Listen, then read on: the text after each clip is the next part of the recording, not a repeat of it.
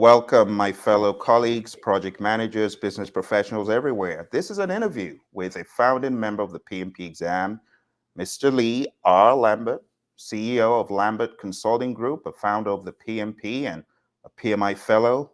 Lee is a distinguished project management professional and a PMI Fellow with over 54 years of extensive experience in the field. After a dynamic corporate career, Lee has been instrumental in educating over 50,000 professionals from 27 countries in project management since 1984. As one of the founding members of the PMP Exam, Lee's pragmatic approach to project management has earned a stellar reputation. Known as a pragmatic evangelist, Lee's presentations are uniquely effective, blending humor with a profound understanding of project management, making complex concepts accessible and engaging. Welcome, Lee, to our conversation here. Thanks. I'm really glad to be with you, Phil. I've been looking forward to this. Absolutely. Lee, my first question for you today is about your middle initial. What does R stand for, and is there a story behind it? Well, there's not a big story, but it stands for Roy, and everybody thinks my name is Leroy, so I've made a to make it just an R after my first name. But other than that, no, there's nothing. I wish I had some exciting story to tell you about how I got that name, but my parents stuck me with it early on. Lovely, lovely. Lee, let's jump into a question about your professional journey. Who introduced you to this term, project management? Where did you hear about this term for the first time? My first exposure came at Lawrence Livermore Laboratory in Livermore, California, a DOE operated facility. And it turns out that they brought me there from the state of Utah to California, and they needed project managers. And I got the job. I didn't know what the job was, but I knew it was a big increase in pay, and I liked to go to California. So that's how I ended up in the business, sort of a roundabout way. But at that time, I really never heard of project management. My education was in engineering, and the word project management really never came up. Interesting. Lee, which of the engineerings was it? A mechanical engineer. Oh, Uh, mechanical. I see. Actually, what I did was, because I'm kind of lazy that way. I didn't want to go to too many years of school, so I took an abbreviated technical school and got a degree in engineering design. And that's basically, it was a mechanical engineer's job, but truncated without all the grammar and the science and all that, just straight out hard shot engineering work. Gotcha, gotcha. Well, Lee, let's talk about the evolution of project management. How have you seen the field of project management evolve since the 70s and the 80s? Are there any challenges or changes that particularly stand out to you? Well, yeah, I'm sort of outspoken in this regard. I don't think project management is brain surgery. Uh, I really think it fundamentally hasn't changed the process and the concept, but we've come up now with all these new tools to help project managers be more effective. But otherwise, I don't think there's been any big changes. Now, the latest change that I think will have a significant impact is this AI thing. Hmm. I think one of the problems with project management is we can never get good, sound decision support information in a timely way. Because we did a lot of it by hand. There was a lot of hand calculations, hand manipulations. Well, with the advent of AI coming along, I think that's going to change a lot. I just did a post yesterday on earned value with that in mind, and it has over 500 views and Wow. 127 questions in one day. So it's obviously a hot topic. And I think with AI, I can see earned value taking its proper place in project management. Wow. Lee, let me jump on that topic. You know, we share that earned value liking, but let's talk about the future of earned value and why earned value is so despised in industry. Do you have anything to say about that? Oh, I do indeed. I think that some of the things that came out of my post that, management says they want it, but then they don't act like they do. And the key to this working or not working is better planning. And the one thing that management won't give us as project managers is enough time to do good planning. And so if you're going to earn value on a bad plan, all you got's a mess. And that's kind of what happened in the application of earned value in a generic. I mean, I can force you to do it contractually if you're a government operation, but I want people to use it because it adds value to what they do. And I think until we can get to a place where we have confidence that we've planned to the right depth with the right numbers of work packages and so on, I don't think it'll have a chance. So I'm hoping with the advent of AI, that's going to help us a lot. Great stuff, Lee. If you were going to advise a CEO on project types to not compromise earned value on, which project types would those be? Well, that's the thing is I see there are specific applications, and I think that to say that I'm going to use earned value on an agile is a bit folly to me, uh, because it really takes some consistency in the scope of what it is you're trying to deliver. And if it's moving around all the time, then earned value data really doesn't bring to the party what it should.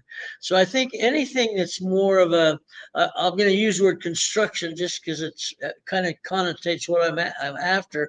Something with more of a relatively fixed scope, that there's some understanding of what the outcome is supposed to be, and it's been based on a plan that has integrated all the work that needs to be done, so that anything that starts to go wrong anywhere on the plan is going to immediately be highlighted and drawn to the attention of decision makers. Beautiful, Lee. We got a comment in from one of our subscribers, and we want to say a huge shout out to all those who are watching. And they are concurring with you, Lee, that AI will help improve EVM and project management. We got a rather interesting comment here that says, but we still have to weed out bad apples as PMs. Lee, what are bad apple PMs? Because I know you've been in this field for too long to have not encountered them. So what would a bad apple PM be like? Just let it Yeah. loose, Lee. Well, these are my estimates. Now, I should have done a disclaimer in the beginning. None of these are the opinions of PMI or the attitudes of PMI. They're Lee Lambert. Okay. Now that I did that, there are, I'm guessing, 200,000 or 300,000 PMPs who aren't. I think we call them paper PMPs. I use it jokingly all the time. They paid their money, they took their exam, they passed it, and then they went back doing things just like they always did them before. It was a peer pressure, it was a management pressure, and if you know it's important that you get the PMP, then you'll figure out a way to get it. But the thing about a PMP is that they have to be grounded in experience. I personally think that three years of experience is not enough experience to consider myself a PMP. I need to have run projects for a period of time where I've exposed myself to all of the problems they're going to come up, so that I don't get blindsided. So that's the bad apples they're talking about. When I do a program with a bunch of PMPs, I always ask them, how many are PMPs? Oh my gosh, all the hands shoot up. Everybody's so excited. And then I ask another question. I say, how many of you work with one that isn't? And you would be shocked at how many people, although some don't because they're sitting right next to the person that's the one that isn't, but some people raise their hand. I mean, it's obvious. A real PMP knows an imitation. Hmm. Oh wow! That's a quotable quote right there, Lee. I got to put that on a book somewhere. My goodness, Lee. Based on what you just said, you are the advice guy, right? And I know this from the PMI chapter because you got this great reputation. Help people out, Lee, with this next question. With your extensive experience, what advice would you give to project managers to excel in their careers? Yeah, I do a whole program on this point. I think that the key that I try to make to them is, first of all, start young. focus on what you want to be when you grow up, and then select the experience and education that fits that environment. Now, the problem we have is a lot of people are becoming project managers or trying to. They think it's because of the money. They think they're going to make more money as a project manager. Well, if that's the only reason you're becoming a project manager, good luck. Uh, Mm, you, you have to have a passion for what it is we do. And what it is we do is we deliver. And we mm, do it without body count so that people can do their job and do it well. And if they need advice, you got to remember project managers. One fact, one of the reasons I got into this field is somebody told me once that project managers don't do work. And I was intrigued by that question. So I looked into it. And sure enough, they're right. Project managers don't do work, they get work done through mm, others. mm, That's the way you multiply your value that you contribute, not by individually. You can only do what one person can do. But if you can mm. monitor and mobilize dozens of people, then now where you're making a big benefit to the organization. Wow. I love that, Lee. Lee, based on what you just said, incidentally, we got a chat in, and the chat says, Lee, can you kindly express your thoughts of the statement, these days AI will take away your job? Now, based on what you said about getting work done, what is your perspective on AI taking away the PM's job? Well, I think that whole, I'm going to call it a rumor, Phil. I think that whole rumor was started by people who were nervous that something was going to happen and lose their job, because anybody with reasonable thoughts would understand that because project management is an information based environment, then the more information, the faster and the more accurate I can do. It's not going to replace me. It's going to make me more valuable because of the insights I can provide management. I always tell management, do you want to know if a project's going south after 3 months of a year, or do you want to wait till the end of the year and $5 million overrun? And so the Wow. earlier I can give that decision-making information to the decision maker, a lot of project managers think they're the decision makers. Jokes on them. They're not. And so my job is to deliver to the person who is the decision maker what they need to make those decisions. Lovely stuff, Lee. Let's talk about this pivotal point in your career where you were asked to be on a board for the PMP exam. Were you nominated by someone in the PMI leadership, or how did that happen?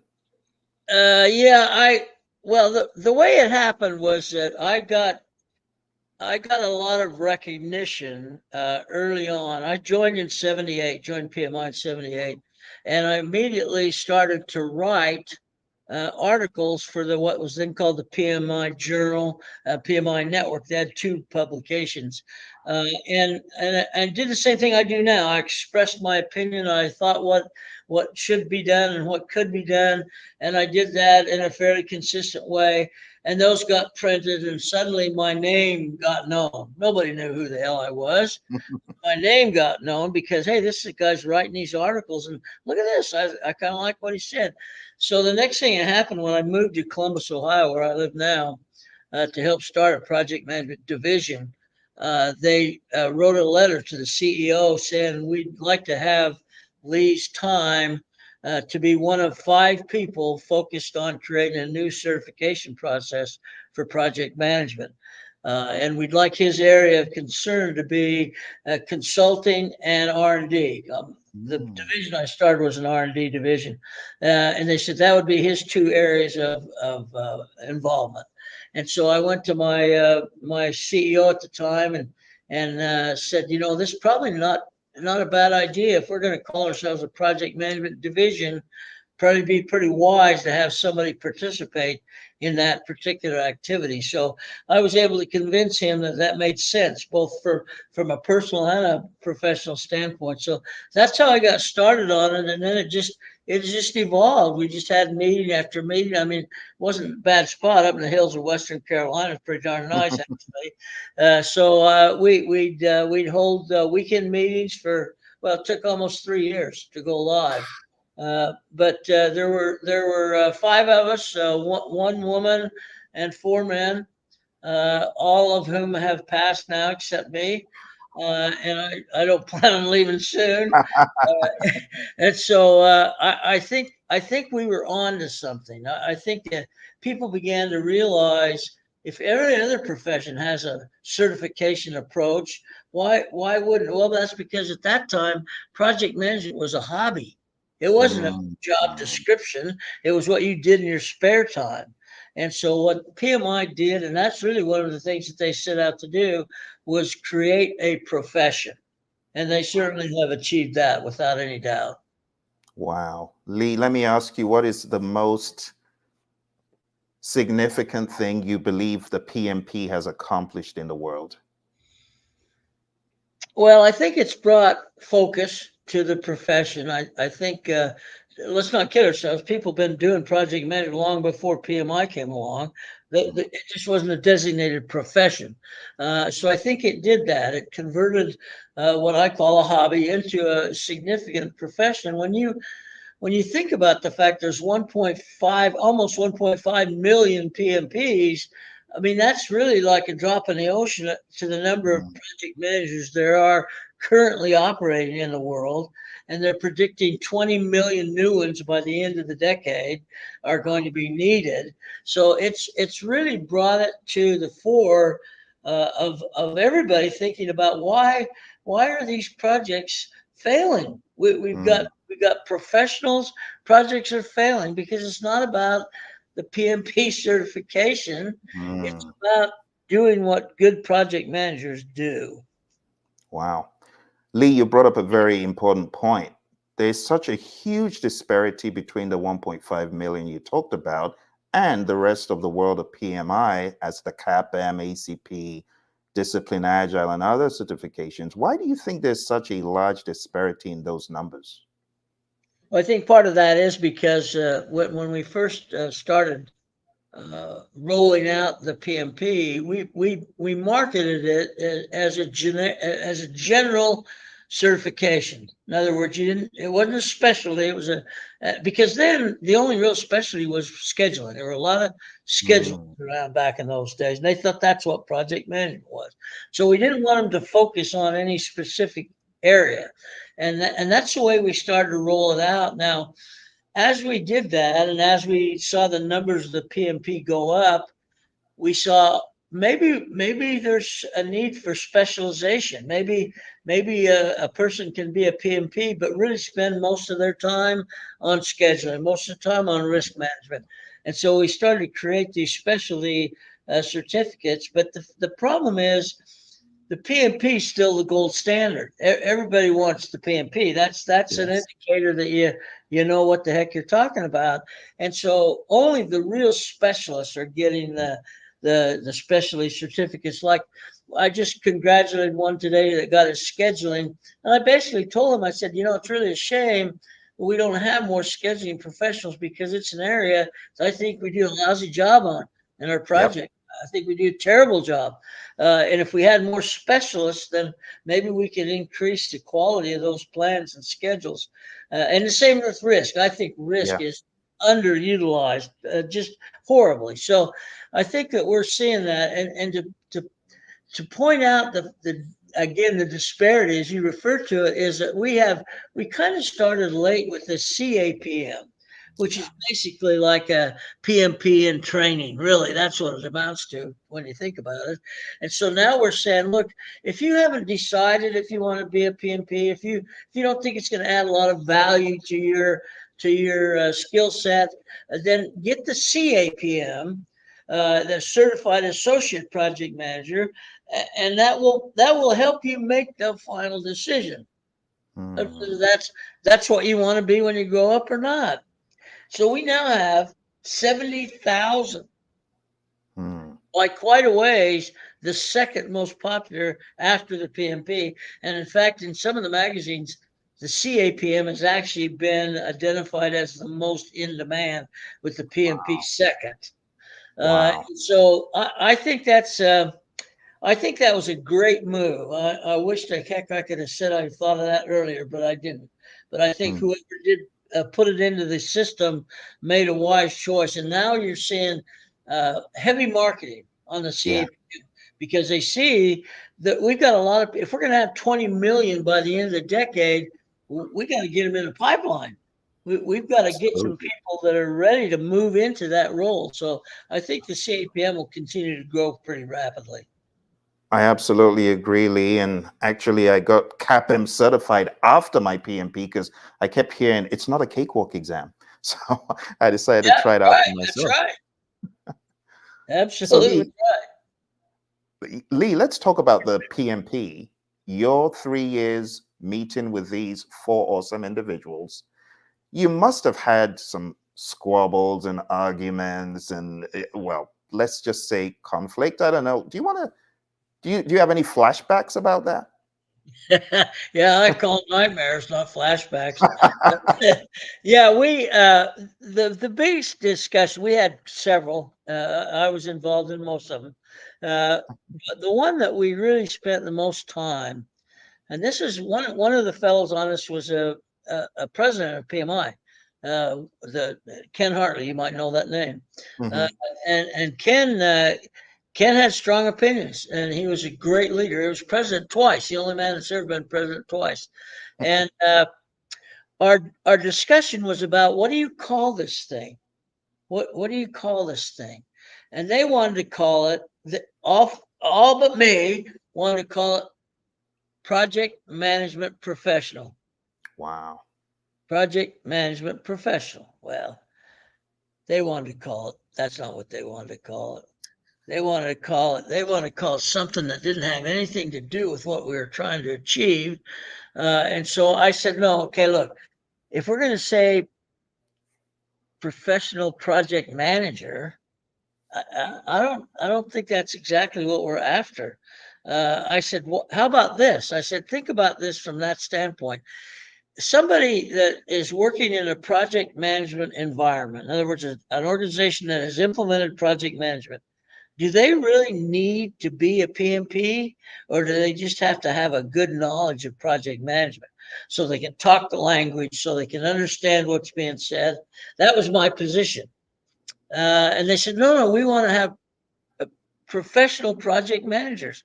I said, well, you're selling yourself short because you're limiting the market.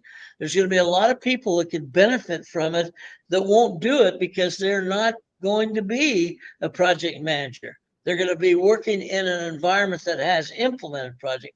4 days we argued about that. 4 days, and I finally convinced them. I said, what you're going to do, and I must admit that it was a little bit of a marketing thought that I had, is that we just broaden the market by tenfold.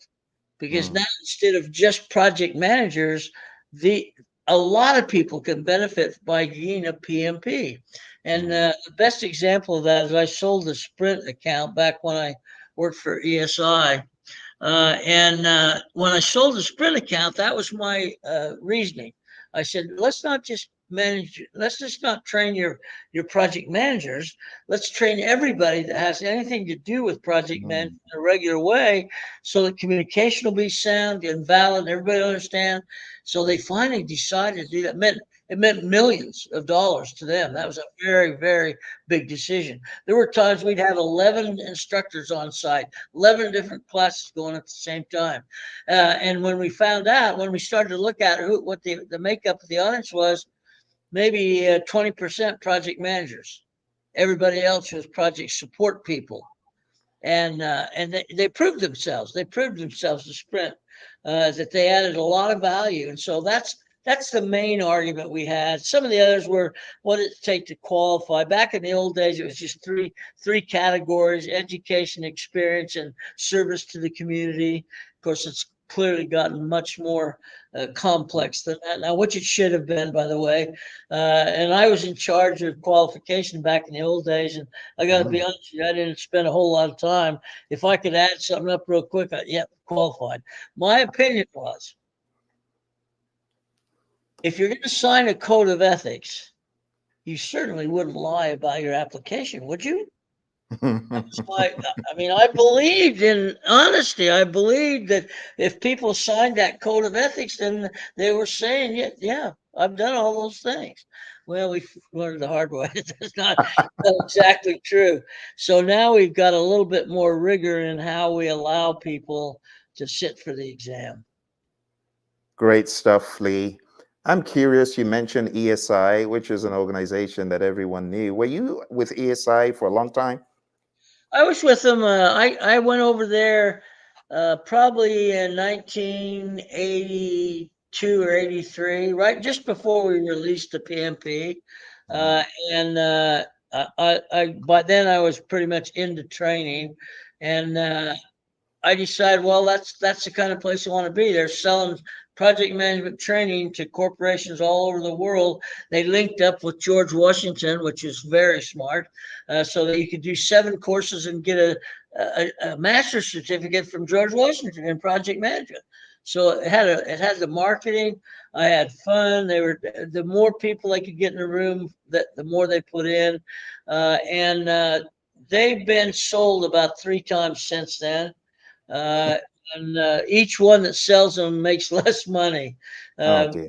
they started. They just hit the timing right. It was Carl Pritchard. Now you may know Carl. I know, Carl Carl. Pritchard and I used to call those the pig trough days because it didn't matter what class you threw in the trough, the pigs would come eat it.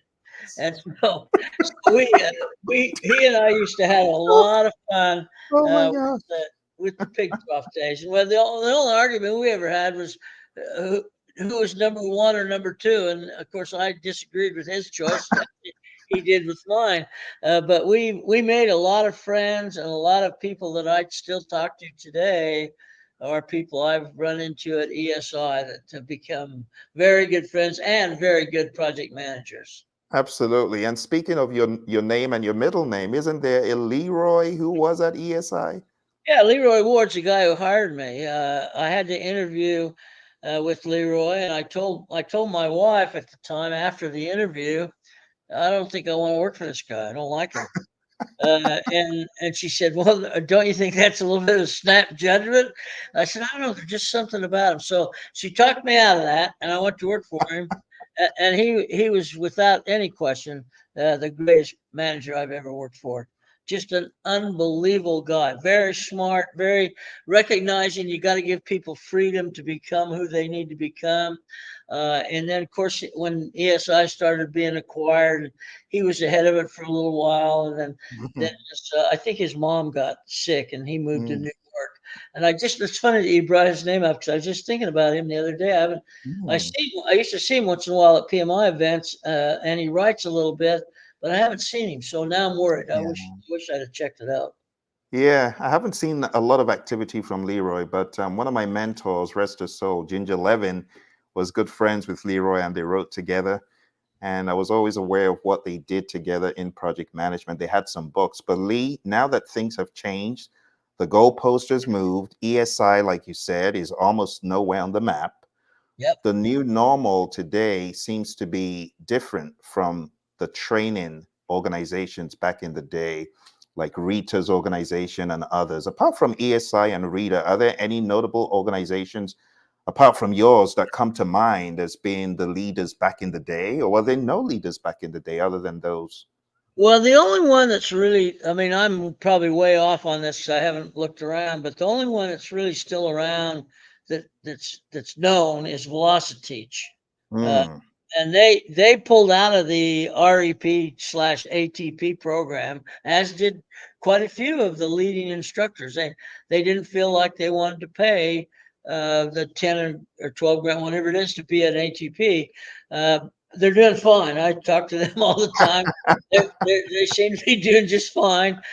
So their decision was okay. I think some others might have not done that, but I know Carl was an ATP for a while till he got sick, and then he Hmm. liquidated everything, and now he's back, not back whole, but he's sure back way better than he has been. Oh So I'm yeah. Oh pulling yeah. for him all the time. I see him and talk to him once in a while.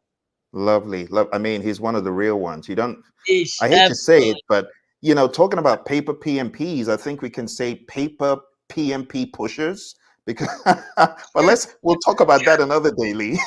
Yeah. Well, that, I that's the one thing I've hit, not just me, we've hit Pierre with that he needs to, that he's working hard on, is the integrity of the exam. I mean, we literally find people selling the exam on LinkedIn. Send us your money. We'll send you a certificate. We'll take the test for you.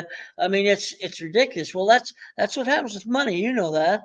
Yep. If these shysters can find a way to make a penny, they'll do it. They don't care about you. And so our integrity is in question in some cases.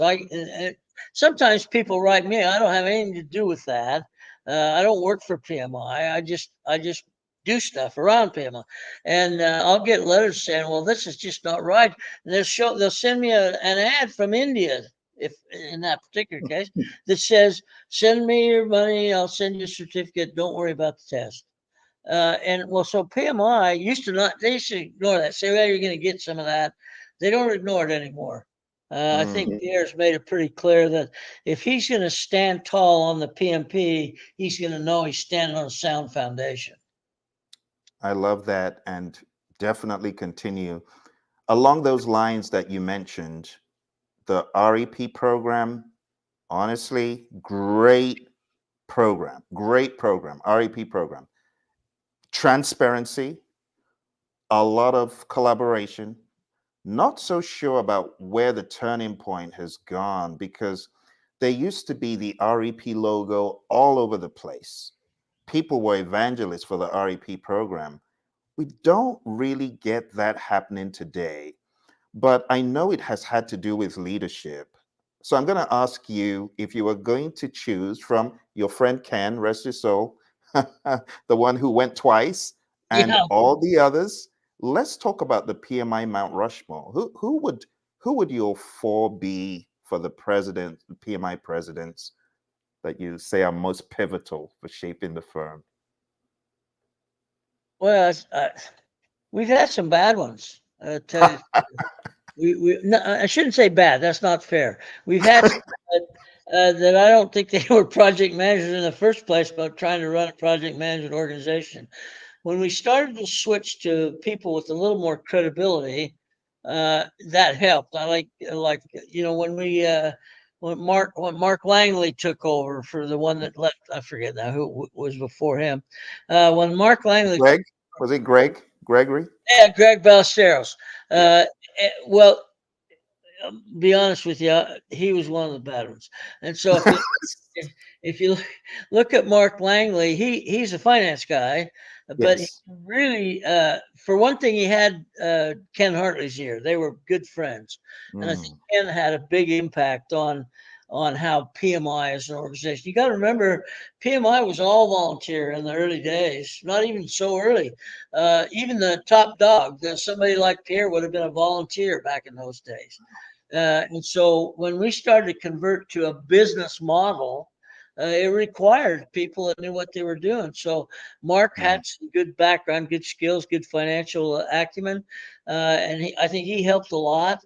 And Sunil, bless his heart, I love Sunil. He's a great guy. He just wasn't the right fit at the time. Now maybe later he would have been, but at the time he tried to become a profit making business too soon.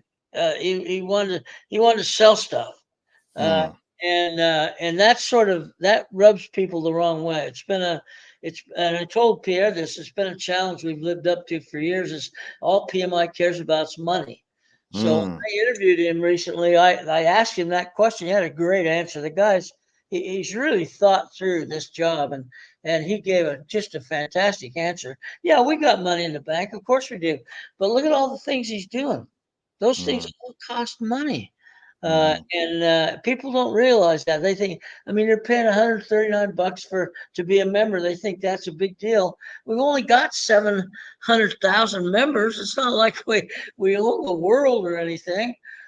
So they have to supplement some of those revenue sources. But I think that I think Pierre, unless there's something I don't know about, and I doubt there is. He's too transparent. I mean, he's just a great guy.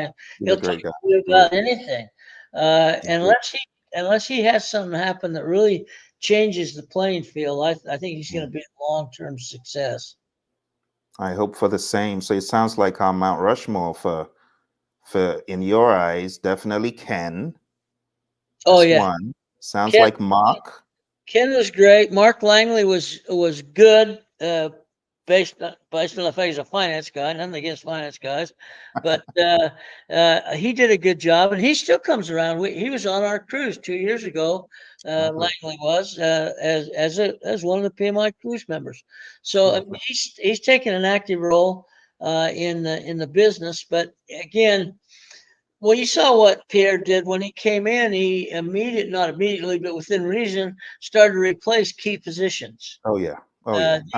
These were people that had a lot of tenure. They'd been there a long time. They had done a good job, but they weren't project management people. They weren't as skilled in what you need to be skilled in. So he wasn't afraid to make changes. I asked him that question in my interview too. He handled that like a champ. He just, certain people needed to be in certain positions, and he's now got himself in a position where he's got the right team, I think. Mm. And now he's gone on to say, okay, look, you're a team member at Project Management Institute. You will be certified. If you're not certified, you better get busy. I mean, even Brantley is a 26-year veteran. Some joke that they think she was born there. Uh, but the fact of the matter is, she'd been working all that time, working hard, getting lots of things, had no certification. And so Mm. immediately, of course, when Pierre said that, she went and got it. So it wasn't like she couldn't have had it. She just never was pushed to get it. And so now Mm. everybody in the organization at a reasonable level is being told to have at least one certificate. They're not saying it has to be PMP. Uh, they'd like it to be CAPM if that's the only one you're going to have. But the fact of the matter is, they're only saying, look, everybody needs to have some kind of a certification. Mm. I can tell you, Lee, I was just so excited and over the moon when I somehow got to the PMI page of leaders. I'm like, what happened here? What magic? What magic happened? Yeah, no, that's right. Lee, we got a question here. It says, what are your thoughts on the disconnect with academia and industry when it comes to project management or earned value management? Will AI help connect academia and industry in the near future? I'll let you answer that, Lee. Yeah, let me look around, see if I can find my soapbox. Uh, this is a very critical. If I start to talk about a pipeline that needs 20 million new people, if we don't link integrated with academia, they're not going to be there. They're not going to be there when we need them. Now, this movement started. I'm working with some universities. Others are working with universities who are integrating project management into their engineering curriculum, so that now it's not just something you mentioned a couple times in a quarterly lecture. Now they're actually giving learning opportunities, and in some organizations, they're actually encouraging graduates of their program to sit for the CAPM as soon as they graduate. Hmm. And so they're trying to understand. So I don't even remember this, but somebody told me that we used to have a real tight link. Everybody that I worked with back in the old days, in the 70s and 80s, were academia, were professors. Uh, Most of the key people were professors, engineering professors in most cases. But then all of a sudden, for some reason, that got disconnected, and we went back to individuals. Let's work with Hmm. individuals. And so now we're trying to reconstruct that relationship. I just did a thing with Morgan State, uh, an article for a magazine that they have, that really pointed out the needs, but basically this question that's been asked here, what we need to do. And they're going to bring me in to do a lecture for their engineering group in the next few months. But so I think people are thinking about it. I know Pierre's thinking about it because we talked about it.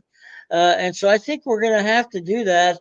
We're not going to be able to satisfy the need for project managers all through PMI. And I think that's another reason Pierre is trying to expand to where he's collaborating more with IPMA and APA Hmm. and the other project management organizations to get everybody moving in the right direction. Yeah, great And stuff. project management, I gotta say, this I'm a big supporter of earned value. Maybe that's because I learned it from GE and they did things right back in those days. But I think if people would wake up and realize that if I plan like I'm supposed to plan, using earned value is a piece of cake. Mm. Thank you, Lee. I've got a question based on what you just mentioned. We've had this conversation, but let's go ahead and give him his flowers. He's gone, but the great Jack Welch. Let's talk about your stay at GE. What was the main, if you're going to give it three major things that you learned or that bettered your career from your time at GE, what would they be? First off, I learned that all the engineering education I got was not wasted. Mm. Engineers think like project managers should think in most cases. So learned that right away. I learned that I was not what would be deemed a good engineer. I didn't have that passion for engineering. I did have the passion for people. I'm a people guy, and so I learned that when somebody who has passion runs into someone who's willing to let go and let them express their passion, there's really no limit to what you can do. So I moved to this organization in Sunnyvale from a more staid GE group in Pleasanton, California, and met a guy named Tom Brownell. He was going to be my manager, and I started to tell him why. My old boss and I didn't see eye to eye. Let's put it that way. And so I started to tell him, why am I down here in Sunnyvale looking for a job? Here's what he said to me: I don't care. He said, I don't care why you're coming here. I only care that you want to be here and that I'm Mm. going to allow you to do what you need to do to be successful. I've never he's the greatest teacher I've ever had from that standpoint. People Wow. people will grow if you let them. Mm. So from that, I said, well, what can I do that's not engineering? He said, well, we got this earned value thing that just came in and we need trainers. And that's basically how I got to train. I learned from a company called Decision Planning Corporation, which at that time was all former Air Force guys. They were Wow. consulting, making a buttload of money. And so I learned from the best. Wow. And from that point on, I just carried it forward. And I certainly didn't teach all earned value by any stretch of the imagination, but it was a segue into the training world. So opportunity, you gotta have passion, you gotta have opportunity. A lot of people have passion, they just never get the opportunity. But I was fortunate enough to get both. Wow.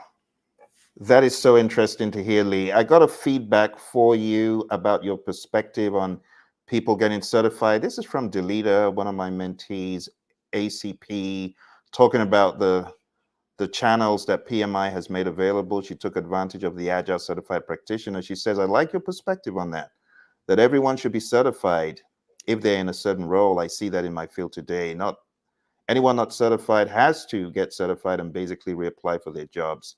It may seem unfortunate for some, but I think it's important. So I think what Pierre did is amazing. I got really excited just seeing the.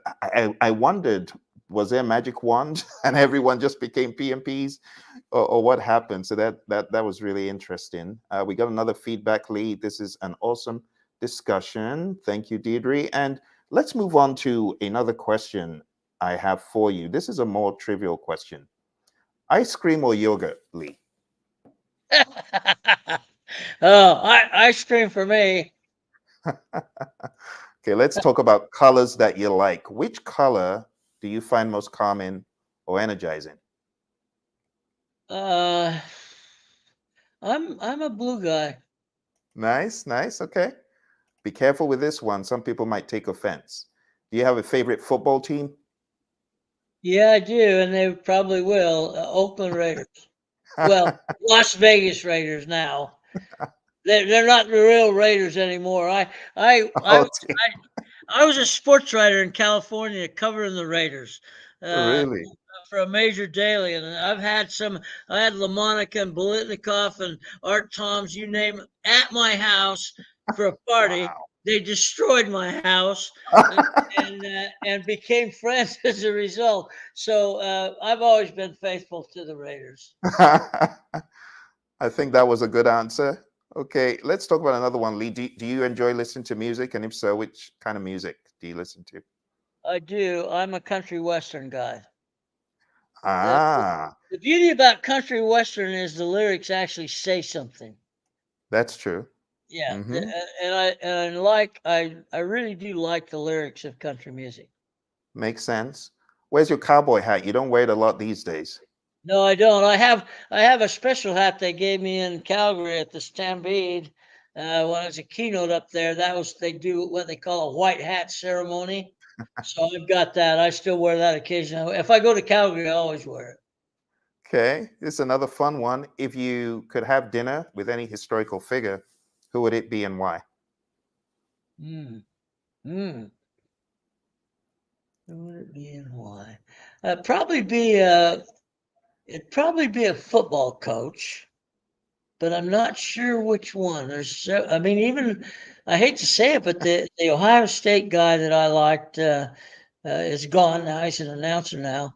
But Mm, there's something about I'm not going to say that Alabama guy. I won't even say his name. But the beauty of those coaches, and here's I learned this a long time ago from coaches.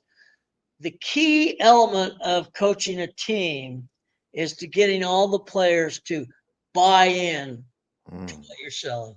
That's all the big time coaches will say that. In post game interviews, they'll say it almost every single time. Well, that's all the boys are working hard. They buy into what we want them to do, and I think that's a key. That's commitment. That's basically what we're talking. And so I've developed some high performance teams that actually PMI wrote one up in a magazine, called it a miracle project, where mm, I developed a high performance team that got 3 years worth of work done in 18 months. mm, You can do it, but you've got to get commitment. You got to get buy-in to mm. what they do. Right now, a lot of people are still just focused on getting the job done, getting my paycheck. That's where their focus is. Okay, baby needs shoes. Got a Mercedes payment. So why are you working so hard? Well, because I need money. Well, if that's your motivating factor, I mean, you'd be successful, but you're never gonna be a real pro. Speaking of money, Lee, your statement, I want all the money to Jack in that fateful company where you did the diabetes instrument project. Could you discuss the diabetes instrument project you worked on and just tell us if there were any key lessons learned that you'd like our people to take away? Yeah, the lesson learned there is you can overcome bad leadership. The guy who was running that company at the time was a former DuPont guy, six Mm, foot eight, 350 pounds, hated people. Nobody ever saw him. Nobody ever saw Jack. If you saw Jack, he was probably because he was firing you. He didn't like to mess with people, and so I learned that I had to be the buffer mm, between the perception of what Jack was. And by the way, the guy was brilliant, brilliant. mm, He just hated people. And so when I'd have to be the buffer to try to communicate. So everybody came to me complaining about Jack, and so you have to get by that to where you have to understand you still got a job to do. I mean, you can spend all day bitching about something, but at the end of the day, you still got a job to do.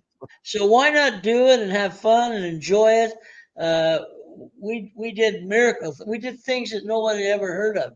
to get that thing done in that amount of time. And it was a $1 billion company. And when it was over, 3 years later, they were acquired by Roche Labs for 11 billion. So Wow. it was profitable, no doubt about that. And by the way, I still use it today. I use that meter. That same meter that I ran the project for. That's what I use. It gave me diabetes, I think. Yeah, I actually did check that out on Amazon. It's on sale. What's it called again? AccuCheck. Yes, I could check out. I couldn't. I'm like, wow, it's so Yeah, you've left a long-lasting it, impression in it's that industry. morphed. It's morphed, obviously, in physical size and configuration 2 or 3 times, but it's Mm. still the same meter that we designed. Good stuff. Like we're winding down now, Lee. So let's talk about the future of project management tools. People are very tool crazy, and I'm curious to know as project management tools increasingly incorporate AI and machine learning, what fundamental changes, if any, do you anticipate in the way projects are managed over the next decade? Well, I think the key is going to be, are people willing to learn how to take advantage of the tools? I think the problem we have in project management, I've seen it for sure, is that everybody gravitates to the new shiny thing. Hmm. Uh, and they're gravitating that way for one reason, that is they think it's going to make their job easier. Hmm. And eventually it may. But when you have a new tool that starts to be used, that's work.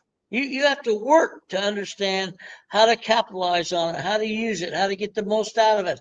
Once you've learned all that, then yes, it's going to make your job easier. Nobody's willing to make that front end investment. They'll start working and say, "Well, this is a lot harder than I thought it was. I'm going back to the old way," and you start to see that sort of lack of commitment. I'm that way when it first came to Microsoft Project, when it first came out. I just couldn't invest my time in learning Hmm. how to operate Microsoft Project. Uh, but yet, the first person I hired in that job that we did in 18 months, the very first person I hired was a Microsoft Project expert, Oh, brilliant. because I was smart enough to know I can't do what I need to do without this guy. Now, Hmm. he didn't know how important he was because I didn't have to pay him that. But the fact of the matter was, I had him collecting status. I had him inputting status, projecting Wow. into the future. I mean, he was the key guy. And I Wow. bet to this day, I could go back and interview a lot of, they'd have no idea he was so critical to that project. Wow. And you really hit the nail on the head, Lee, because a lot of leaders, they feel, oh, I don't know this, I'm just not going to use it. But great leadership is bringing in people to complement one's skills. And you have a lot of PMs these days, they're kind of scared that they have to be the person who knows it all. I'm curious to know if you had the opportunity of choosing 3 knowledge areas out of the 10: integration, scope, schedule, cost, quality, resources, communications, risk, procurement, and stakeholder. Are there 3 that you would say are your, I'm stranded on an island with 3 knowledge areas? It's got to be. Which ones would those be? Yeah, I think I can say that. The first one is scope, which is a knowledge area in terms of how do I define scope. This draws me into work breakdown structures and work packages and so on. Scope, that's number one. Hmm. If you don't do scope right, it doesn't matter how many damn tools you have. Okay, so I'm going to get scope right. The next one I would do is I would say is probably scheduling. How do I take the output of my scope development and put Hmm. it in a framework that says this is doable? I can Hmm. start now and I'll be done when I want to be done. And then the third one is going to be the people side, Hmm. doing what I call skill set match. Uh, because I've defined the scope very well, now I can say for that scope, I need this kind of a performance. And now I Hmm. can look at what I've got, and unfortunately, we do that terribly. Hmm. The way we assign resources now is called the availability. If you're available, you do it. But that's not really my skill. You're available, you do it. And so we end up causing our project's problem in the very early stages by not paying attention to the impact of skill set mismatch. Mm, So you've got to understand that when somebody asks me how long it's going to take, and it's what I do, and I say 8 hours, it'll take 8 hours. Okay.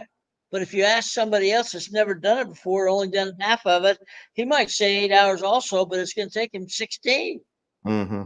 Why would you put eight in the plan then? If it's going to, and then it gets worse because now that same guy is doing maintenance 30% of his time, and he's on two other projects, and so he really only has 10% for your job. So now instead of 8 hours, it's like 8 weeks. Uh, we, it's all planning. We did a terrible job of planning, and you know why they say, well, why would I plan? You just didn't change. Oh dear. It's hilarious. Lee, we've had such a blast so far. The final question is about remote work, the influence of remote work. We see a lot of people working remotely these days.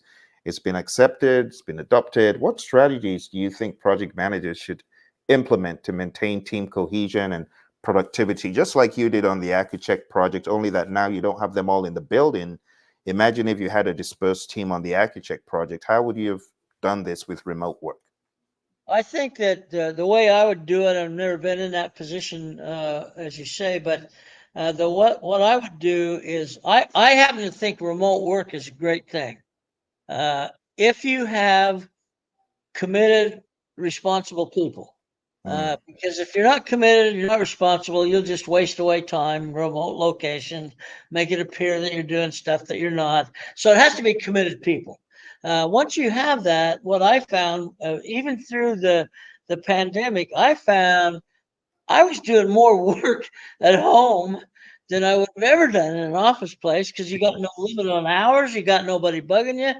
So I think remote work is a great idea. However, there's nothing that replaces people to people. You mm, can give me a great TV screen and we can have like we're doing right now. It's not the same as being in the same room talking randomly about what we want to talk about. So, what I think a lot of companies are doing now is going with the 3x2, three days remote, 2 days come into mm. an office setting where you don't. I mean, remember you're going to work with some of these people for a long time, Sure. and there are going to be things that you won't talk about online. You won't talk about in a visual system. And so I think the 3x2 is a good way to go. My son-in-law is a big shot at a bank and he hasn't been into his office for over 2 years. Wow. And they just started recently saying we're thinking we're bringing back some people back, and I don't think he'll be going back. He is, and his wife, my daughter, she'll tell me he does 2 or 3, 4 hours more work every day than he did when he was going in the office. And it's just the freedom to do what you need, what you think needs to be done. So, and there's a lot of trust Mm, involved. mm. Lee, it's been a pleasure. I've got two more questions for you. Do you have a favorite movie or TV show that you could watch over and over again? Yeah, I do. I was trying to think today. What? Probably Hawaii Five O. Oh my, those were the days, weren't they? Yeah. Well, it's on syndication now. My grandson who lives here with me, he'll sit down and watch 6 or 8 of them in a row. Oh my, And those were the I mean, days. they're beautiful scenery. There's good plots. A little too much killing for me, uh, but overall, it's a great show. So I enjoy it. I Lovely. use TV for entertainment, really. Awesome. And Lee, the final question today is when you have free time, what's your go-to activity or hobby, if any? Uh, I'm asked that question all the time, and I really don't have one. My go to is think of something else that hasn't been done yet, and write about it. I mean, I love to write. I love to cause people to ask questions uh, because they're learning at that time. So I don't have a day. Like I start my work at 5 in the morning and I'll wrap up about 7 or 8 tonight. And Wow. basically I'm sitting here at this computer thinking about things I should be doing, thinking about things I could write about. I like to post a lot, as you know. And the reason I post is not to show how smart I am, show people how dumb they are. That they should be thinking about these things. So I write in a way that just introduces a topic that Mm. causes people to wonder.